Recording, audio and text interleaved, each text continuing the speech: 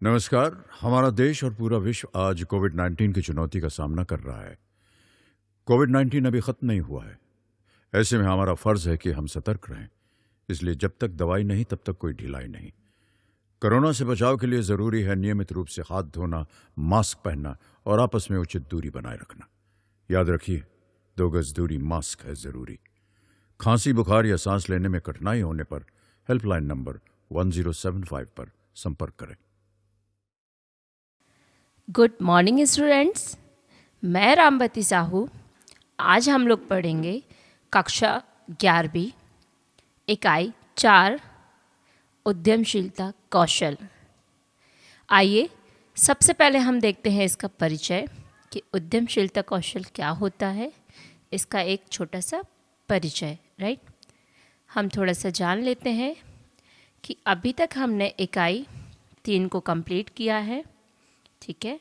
और इकाई 3 में हमने देखा सूचना और संचार प्रौद्योगिकी कौशल, ठीक है, कि इंफॉर्मेशन टेक्नोलॉजी की कौन कौन सी स्किल्स होती हैं, राइट। तो चलिए सबसे पहले जानते हैं उद्यमशीलता कौशल। एक परिचय। उद्यमशीलता एक नए विचार या अलग तरीके से व्यापार चलाने की प्रक्रिया है जिससे अंततः खरीदार या ग्राहक को मदद मिलती है। किसी व्यापार के में नए विचार एक अद्वितीय उत्पाद या सेवा के रूप में हो सकते हैं। व्यापार करने का एक अलग तरीका एक उद्यमी को अलग बनाता है। मतलब कि आप जो बिजनेस करते हैं वो एक एंटरप्रेन्योर को एक अलग बनाता है, राइट। एक पारंपरिक व्यापार करने वाला व्यक्ति ज़्यादातर अन्य लोगों की तरह अपना उद्यम चलाता है, जबकि एक उद्यमी व्यापार करने के अनूठे तरीके से उपयोग करता है, ठीक है। अब थोड़ा सा समझ लेते हैं कि जो पारंपरिक तरीके से अपने बिजनेस को रन कर रहे हैं वो क्या है, और जो एक नए तरीके से सेटअप करना चाहते हैं या जो नए तरीके से सेटअप किया हुआ है अपने बिजनेस को, वो उसको कैसे रन करते हैं। जैसे एक कोई व्यापारी है बहुत पुराने, ठीक है, और कोई सपोज एक मेडिकल का बिजनेस करते हैं जिसमें मेडिकल स्टोर की बात करें, जिसमें फार्मेसी की बात कर रहे हैं, ठीक है। उनके दादाजी भी उसी पर वर्क करते थे, दैन उनके पापा जी ने भी उस पर वर्क किया और आज उस पर उनका बेटा भी काम कर रहा है। तो इस बिजनेस, ये कौन सा बिजनेस हो गया जो कि पारंपरिक तरीके से चलता आ रहा है। उसमें अपडेट्स हुआ, बिल्कुल काफ़ी कुछ अपडेट्स हुआ। हो सकता है जब दादाजी उसमें बिलिंग करते थे तो वो मुनीमी का जो काम होता था वो क्या हाथ से लेखा जोखा करते थे। जब पापा जी उस पर शॉप पर बैठते थे तो हो सकता है उनके लिए कंप्यूटर का ज्ञान हो और उन्होंने कंप्यूटर पर बिलिंग का काम स्टार्ट कर दिया हो। पेमेंट्स वगैरह का पहले जो नगद का काम होता था वो उन्होंने चेक के थ्रू स्टार्ट कर दिया हो। एंड थर्ड वन, जब उनका बेटा उस शॉप पर बैठना स्टार्ट किया, जब उनके बेटे ने उस बिजनेस को स्टार्ट किया तो हो सकता है वो डिजिटल पेमेंट पे काम कर रहे हों, ठीक है, डिजिटल मार्केटिंग का काम कर रहे हो, डिजिटल अकाउंटिंग को हैंडलिंग का काम कर रहे हो। मतलब कि वो वहाँ पर बैठे बैठे सारी चीज़ों को ऑनलाइन देख रहे होंगे, ठीक है। तो ये क्या हो गया कि जो पारंपरिक तरीके से जो बिजनेस चल रहा है और जो एक नया व्यक्ति जो व्यापार को स्टार्ट करना चाह रहा है, तो उन दोनों में काफ़ी अंतर होगा। क्योंकि जो नया व्यापारी है जब वो अपने बिजनेस को स्टार्ट करने की सोच रहा होगा तो उस कुछ नए आइडियाज़ होंगे, राइट, कुछ अनूठे तरीक़ों का उपयोग करता है। यह मार्केटिंग और विज्ञापन नए विचारों से, नए तरीक़ों से ग्राहकों की ज़रूरतों को पूरा करने या संचालन को अधिक कुशल तरीके से चलाने के माध्यम से ग्राहकों तक पहुंचाता है। सबसे पहले आपको एक विशेष चीज़ का ध्यान रखना है कि एक्चुअल में ऐसी कौन सी चीज़ है एक एंटरप्रेन्योर की, एक व्यापारी की, एक उद्यमी की, कि वो उसको सक्सेस बनाते हैं, राइट।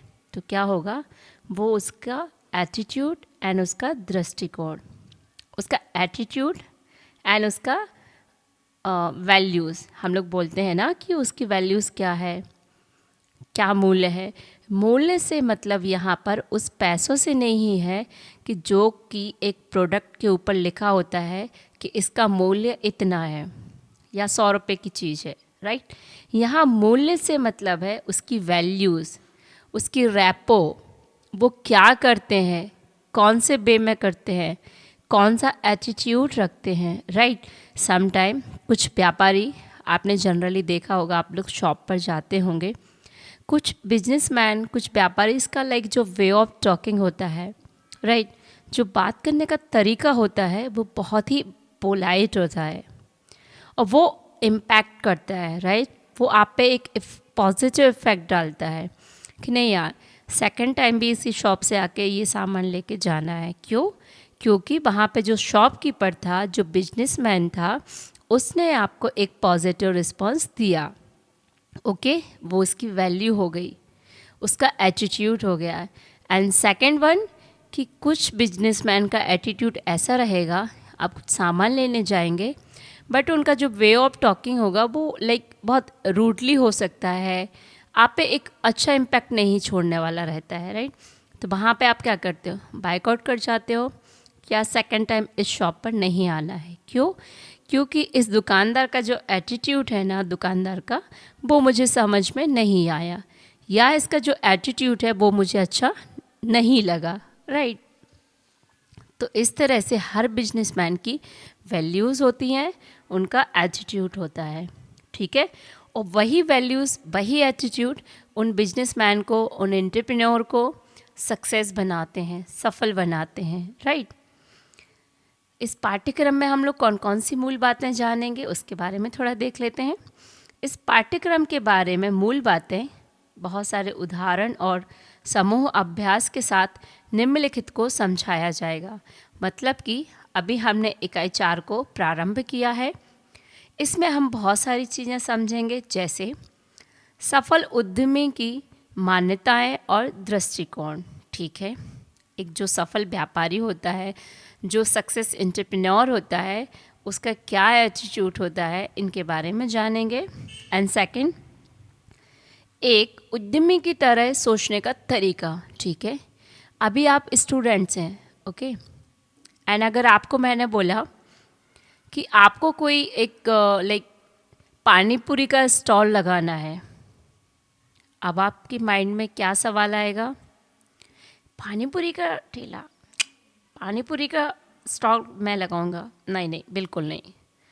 कोई अच्छा बिजनेस करूंगा, पता नहीं क्या है पानी पूरी में, क्यों बोल रही हैं मैम कि पानी पूरी का स्टॉल लगाओ, राइट।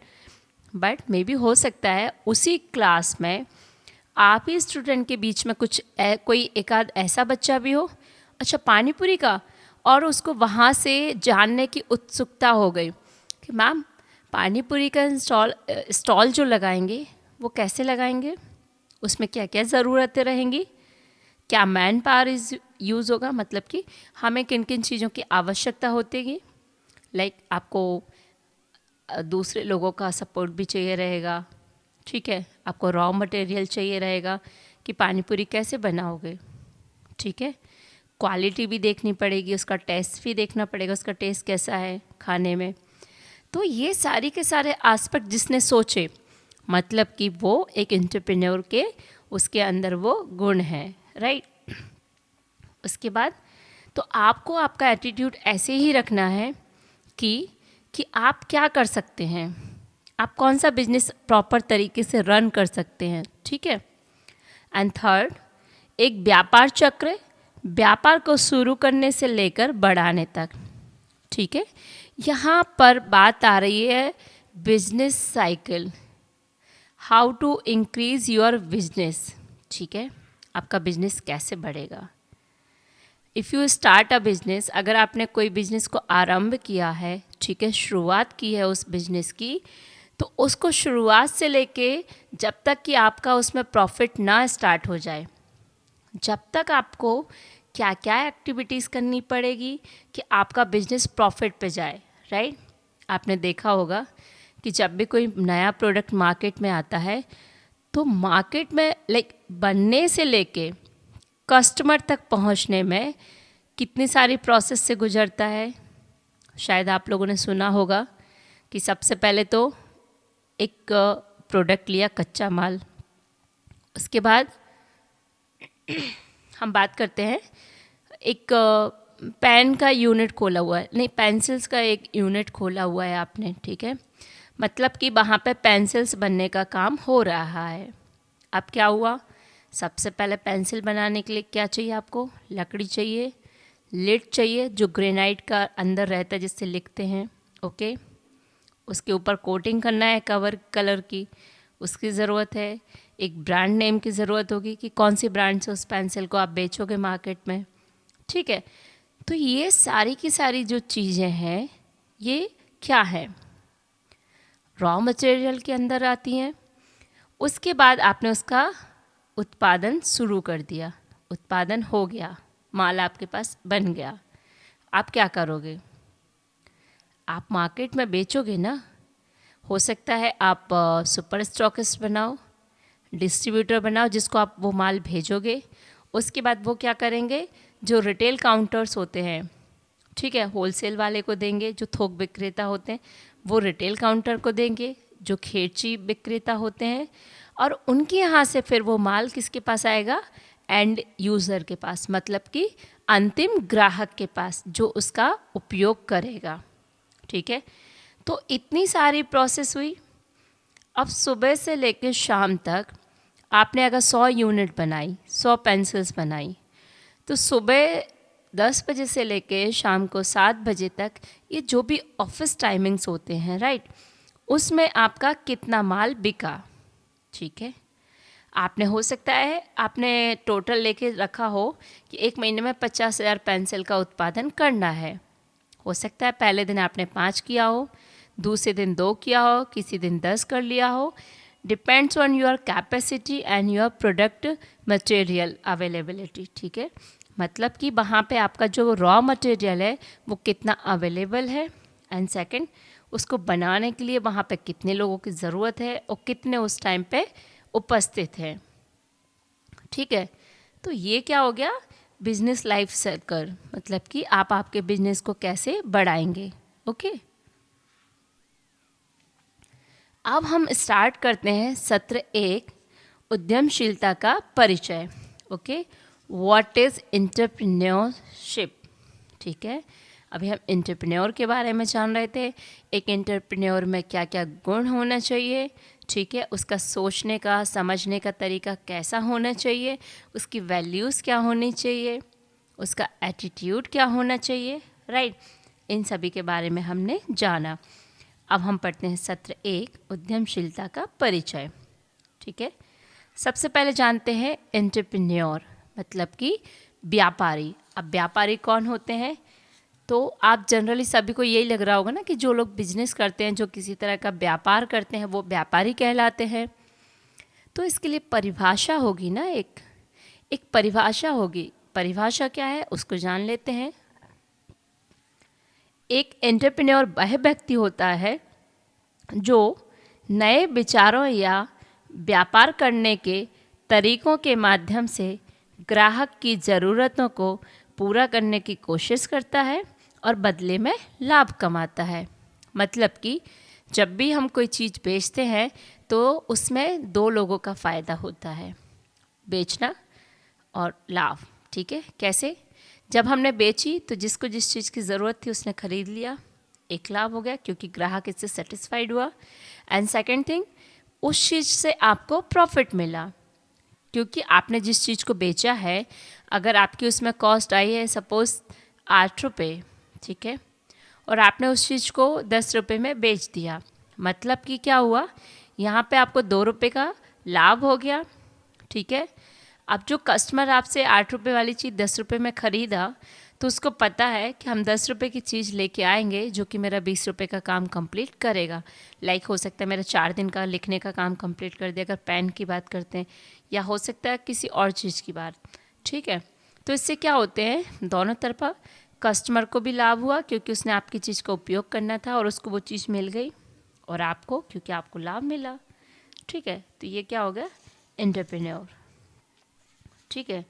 उसके बाद नए विचार जिनके साथ एक उद्यमी किसी व्यापार के लिए मूल जोड़ता है।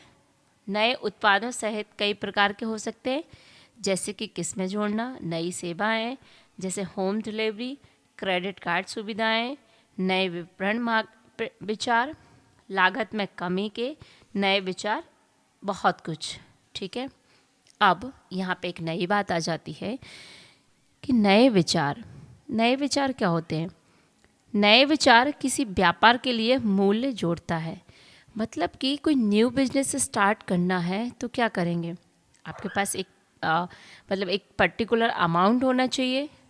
ठीक है, क्योंकि बिना पैसों के अगर कोई बिजनेस प्लान कर रहे हो, या तो आपका जो प्लान है राइट उसको जैसे कि अगर आपने किसी भी लोन लेने के लिए बोला है कहीं पर भी और आपके पास पैसे नहीं है, बैंक आपको लोन सैंक्शन करने वाली है, बट उससे पहले आपको आपका पूरा पीजेपी दिखाना पड़ेगा, मतलब कि प्री प्रोजेशनल प्लान, कि आपका ये बिजनेस प्लान है सर। ठीक है, बैंक में आप दिखाओगे कि सर मेरा इतना इतना लागत आएगी, इस लागत के बाद इतने इतने इसका प्रॉफिट आएगा और इतने महीने बाद इसका पैसा जो है वो मैं चुकाना स्टार्ट करूँगा। तो इस तरह का पूरा क्या होता है, एक प्लान होता है। ठीक है, उसके बाद बिजनेस को एक्सपांस करना, एक्सपेंशन मतलब कि बढ़ाना। ठीक है, हो सकता है कोई एक कंपनी है जिसका भी सिर्फ हेयर ऑयल आता है, ठीक है, और हम देख रहे हैं कि बहुत सालों से सिर्फ हेयर ऑयल ही आ रहा है, ओके, बट अब उनको लगा कि मेरा जो मार्केट है वो स्टेबल हो गया है, मेरा जो प्रोडक्ट है वो हर घर में जा चुका है या हर घर में उसको लोग समझने लगे हैं, तो वो यहाँ पे क्या करेंगे, वो कोई नई किस्म जोड़ना। ठीक है, जैसे कि अब उनको लगा कि हेयर ऑयल की जो सेलिंग है वो बहुत अच्छी हो गई है, and why not be start something new product. उन्होंने सोचा कुछ नया स्टार्ट करते हैं, जैसे उन्होंने डैंड्रफ ऑयल को निकाल दिया मार्केट में। ठीक है, मैन्युफैक्चरिंग कर दिया। अब जैसे ही वो बंदा जाएगा लेके उस प्रोडक्ट को, तो उसको उस प्लेस पे रिप्रेजेंट होने के लिए, उस प्लेस पे रखे जाने के लिए बहुत ही आसानी होगी जहाँ पर पहले से ही हेयर ऑयल आ रहा था। तो इसमें क्या हुआ, इसमें उसी बिजनेस के रिगार्डिंग एक नई किस्म को जोड़ दिया गया, मतलब कि हेयर ऑयल के साथ साथ में डैंड्रफ ऑयल भी वहाँ पर प्लेस करवाने लगे लोग, या फिर ऐसा बोल सकते हैं कि वहाँ पर हेयर पैक भी आने लगा। ठीक है, तो इस तरह की वहाँ पर किस्मों की बात हो रही है। उसके बाद नई सेवाएं जैसे होम डिलीवरी। ठीक है, आज आपने देखा होगा व्यापार को बढ़ाने के लिए लोग बहुत डे बाय डे कुछ ना कुछ नए इम्प्लीमेंट होते जा रहे हैं, right, like home delivery like Zomato, Swiggy, okay, so many like food में भी अगर हम बात करें कि जो खाने पीने की चीज़ें आती हैं उसमें भी कई एन नंबर ऑफ ब्रांड्स आ चुके हैं मार्केट में जो होम डिलीवरी देती हैं, like Swiggy, Zomato, right, Uber Yeats. उसके बाद में लाइक हम लोग अगर व्हीकल्स की बात करते हैं कि हमें कहीं पर जाना है, गाड़ी बुक करना है, ऑटो बुक करना है, तो क्या ओला, उबेर, जुगनू, ये साइट्स हैं। तो आप लोगों को बहुत ध्यान रखना है और आप लोगों को मार्केट से जुड़े रहना है, क्योंकि डे बाय डे मार्केट में an number of things update होती हैं, न्यू लॉन्चिंग होती है। तो आप लोग 11th क्लास में हो तो आप लोगों को बिजनेस एस्पेक्ट से भी चीज़ों को बहुत ध्यानपूर्वक पढ़ना है और समझना है, राइट। उसके बाद में क्रेडिट सुविधाएं, जैसे कि कई कंपनियां होती हैं जो फाइनेंस करती हैं। आप लोगों ने देखा होगा लोग घर को भी फाइनेंस करवा लेते हैं, लोग 2 व्हीलर 4 व्हीलर को भी फाइनेंस करवाते हैं, मॉर्टगेज करते हैं, लाइक कुछ चीज़ों को गिरवी भी रखते हैं। तो इस तरह की सुविधाएं भी क्या मिल रही हैं, राइट। उसके बाद कुछ मार्केटिंग में कुछ न्यू थिंग्स आती हैं, कुछ नई एडवर्टीज़मेंट हो गया, राइट। उसके बाद लागत में कमी के नए विचार और बहुत कुछ। अब लागत में कमी के नए विचार क्या होगा? लागत में कमी के नए विचार से मतलब यहाँ पर ये है कि अगर मैं किसी एक चीज़ को बनाने में पहले 10 रुपये लगता था, लेकिन कुछ नया थॉट आया कि यार इसको कैसे मिनिमाइज़ किया जाए, इसके जो रेट्स हैं 10 रुपये, इसको कैसे क्या किया जाए कि क्वालिटी भी वही रहे, प्रोडक्ट भी वही दिखे, लेकिन इसकी जो कॉस्टिंग है, इसकी जो लागत है वो कम आ जाए। ओके, ठीक है। अब आपने बनाना स्टार्ट किया, तो आपने क्या किया, एक तो ये हो सकता है आपको कि लागत में कैसे कमी आएगी कि आप पहले डेली 100 यूनिट बनाते थे और 100 यूनिट को आप बेच देते थे, ठीक है। और जो 100 यूनिट का आप रॉ मटेरियल लेके आ रहे थे जिस जगह से, वो आपको 100 रुपये में दे रहा था, ठीक है। लेकिन आपने उसको बोला कि मैं 150 यूनिट का सामान डेली लेके जाऊंगा, आप मुझे कुछ पैसे कम कर दीजिए, ठीक है। एक तो ये प्रॉफिट हो जाएगा, क्योंकि जब वो आप 150 डेली इकट्ठा खरीदोगे तो वो आपको कुछ डिस्काउंट दे देगा, ठीक है। लागत में कमी, या फिर लागत में क्या कमी हो सकती है कि हो सकता है कि हम 4 लोग ऑफिस में काम कर रहे हैं किसी यूनिट को बनाने के लिए, किसी एक इकाई को चलाने के लिए। वहाँ पर ये कर सकते हैं कि चारों के चारों लोग ऑफिस वर्क ही कर रहे हैं, ओके, और हमने 5वां बंदा मार्केटिंग के लिए अलग से रखा। तो यहाँ पे क्या करेंगे हम, यहाँ पे एक काम कर सकते हैं कि जो 4 लोग ही हैं उनमें से 2 लोग मार्केट में निकल जाएं, 2 लोग ऑफिस वर्क संभाल लें, और एक जो व्यक्ति है वो जो कस्टमर की कोई भी क्वेरीज आती हैं, कोई भी कंप्लेंट्स आती है, उसको हैंडलिंग करे, CRM जिसको कस्टमर रिलेशनशिप मैनेजमेंट भी हम लोग बोलते हैं। एंड सेकंड, एक जो इंटरनल ऑफिस के काम है उसको भी वो हैंडल करे। तो यहाँ पे मैन पावर बच जाएगा, राइट। HR की भाषा में हम लोग, जो ह्यूमन रिसोर्स होता है उसकी भाषा में हम लोग इसको मैन पावर बोलते हैं। तो मैन पावर बच जाएगा आपका, और यहाँ पे आपकी कॉस्ट भी कट हो जाएगी, राइट।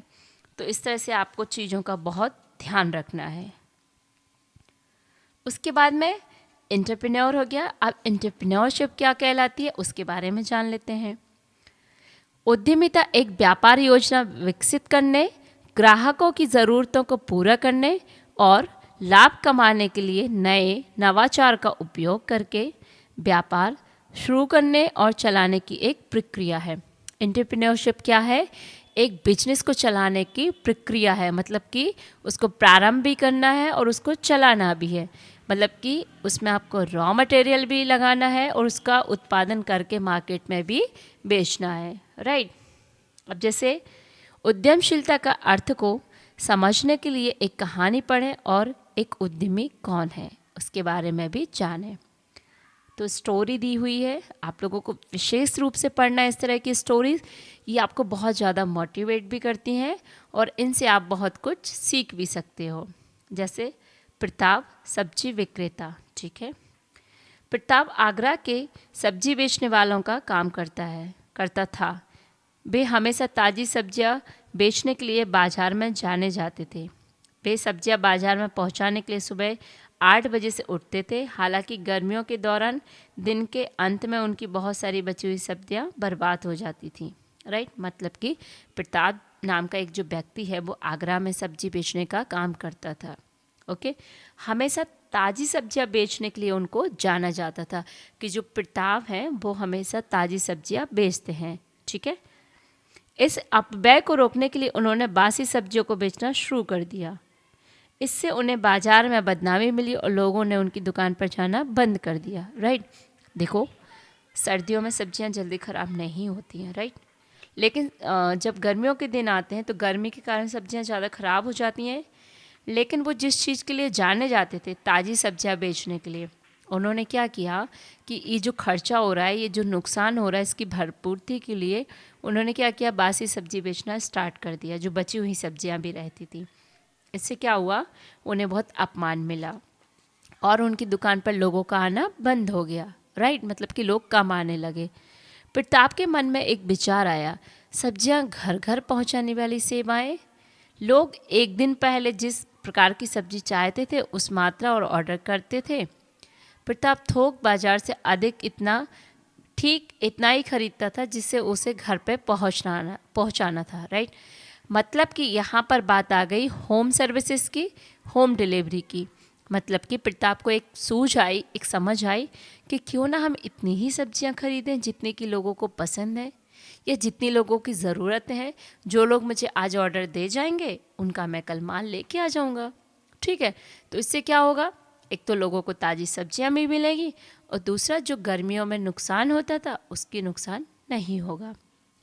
अब उनके ग्राहकों को बाज़ार में आने की असुविधा से नहीं गुजरना पड़ेगा और इस प्रकार सब्जियों को उनके दरवाजे तक पहुंचाया जा सकता है। उन्हें बस अपने मोबाइल फ़ोन पर प्रताप को कॉल करना और ऑर्डर देना। आप लोगों ने देखा होगा जनरली आज बहुत सारे लाइक जो ग्रॉसरी शॉपकीपर्स होते हैं, प्रोविज़न वाले, जो किराना स्टोर वाले होते हैं, वो लोग भी होम डिलीवरी देते हैं। अगर आपने फ़ोन करके बोल दिया कि भैया इतना इतना स्टॉक चाहिए, इतना इतना सामान चाहिए, आप उनको लिस्ट बता दोगे, वो आपको यस और नो करके और आप तक वो सब्जियों को या जो भी ग्रॉसरी का सामान है वो आप तक पहुंचा देते हैं। इससे क्या आपको सीख मिली? सोचने के लिए कुछ प्रश्न है, एक्सरसाइज है, आप उसको देखिए। आज हमने देखा सत्र 1 उद्यमशीलता का परिचय भाग 1 और कल की क्लास में हम पढ़ेंगे भाग 2। Thank you. किशोर अवस्था संबंधित समस्याओं के परामर्श हेतु समर्पित उमंग किशोर हेल्पलाइन के टोल फ्री नंबर 144225 पर संपर्क करें।